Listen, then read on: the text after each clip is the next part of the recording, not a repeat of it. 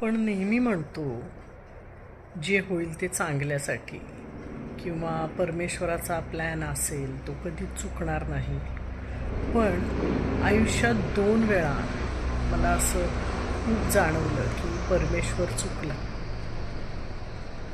माझ्या बिल्डिंगमधल्या माझ्या 2 मैत्रिणी मधू आणि मेघाली जेव्हा अकाली गेल्या त्यावेळी खरंच देवाला विचारावं वाटलं की असे चुकीचे निर्णय तू कसे घेऊ शकतोस.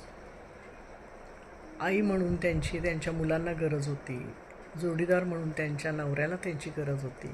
अशा वेळी संसाराच्या मध्यात त्या दोघींना या जगातून घेऊन जाण्यात परमेश्वराचा काय हेतू असू शकतो आणि तो चांगला कसा असू शकतो.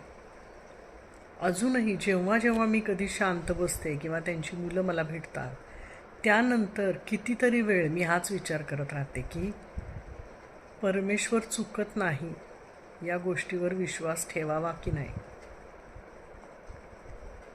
त्या दोघींचं या जगात असणं खूप गरजेचं होतं. असं अकाली जाणं त्या डिझर्व करत नव्हत्या. शेवटी प्रारब्ध, प्राक्तन, भोग हे सगळे शब्द मनात येतात आणि आपण आपल्या मनाची समजूत काढून घेतो. पण तरीही तो प्रश्न उरतोच की खरंच परमेश्वर चुकत नाही का. मला कधी कधी वाटतं परमेश्वरसुद्धा चुकतो.